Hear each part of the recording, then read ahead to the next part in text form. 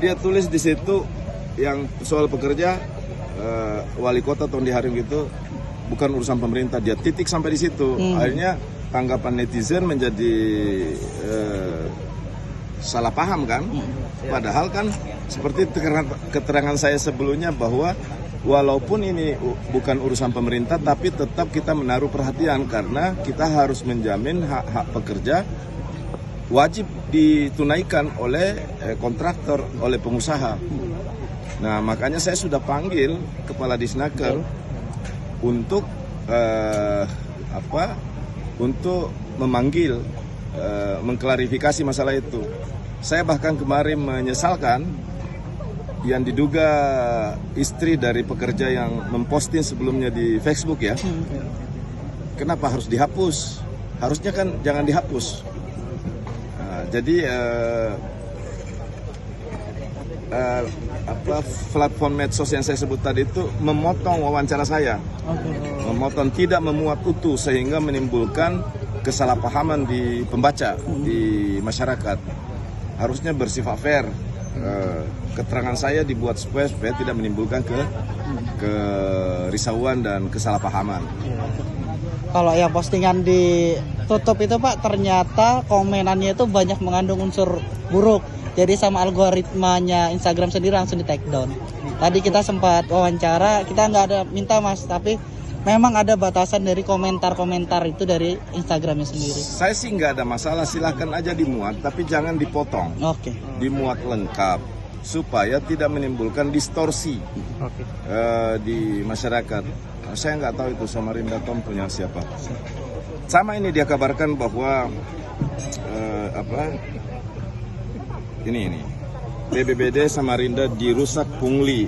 RP 15 juta jadi syarat masuk sekolah favorit. Nah, dia harus tunjukkan fakta. Kalau enggak kan ini hoax. Ya. Ini bisa dikualifikasi sebagai berita bohong dan penyebar hoax.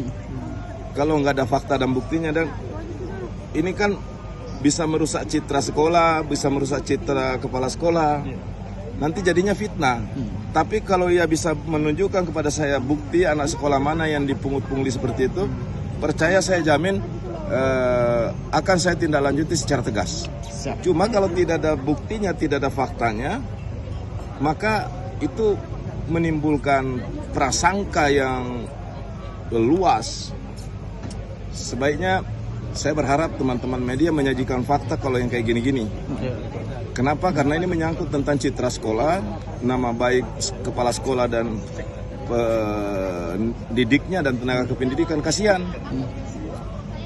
Nanti menyebar kemana-mana berita seperti ini, seolah-olah ini benar, padahal ini tidak ada alat bukti yang mendukung kebenarannya. Validasinya. Ya, harus divalidasikan. Salah satu dari mekanisme atau SOP atau aturan penulisan jurnalis itu harus ada check and balances kan? Betul. Ya, harusnya diklarifikasi.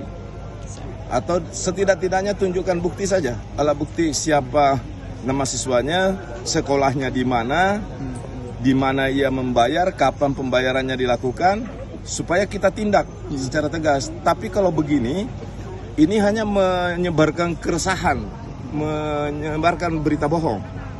Dan sulit untuk tidak dikualifikasi sebagai berita bohong kalau tidak disertai dengan alat bukti, tidak disertai dengan fakta. Kasihan, guru-guru itu udah mengajar sedemikian rupa. Kepala sekolah itu sudah memperhatikan sekolah dengan baik, tapi kalau kita beritakan terus yang tidak ada buktinya, kasihan, menimbulkan keresahan saja. Nanti ada pihak-pihak tertentu menggoreng lagi ini, sehingga menimbulkan keresahan di tengah-tengah masyarakat. Apalagi kita menjelang event politik ini kan kita harus jaga situasi kondisi yang semakin baik. Tapi saya berjanji jika ada faktanya, ada buktinya, sampaikan ke sini.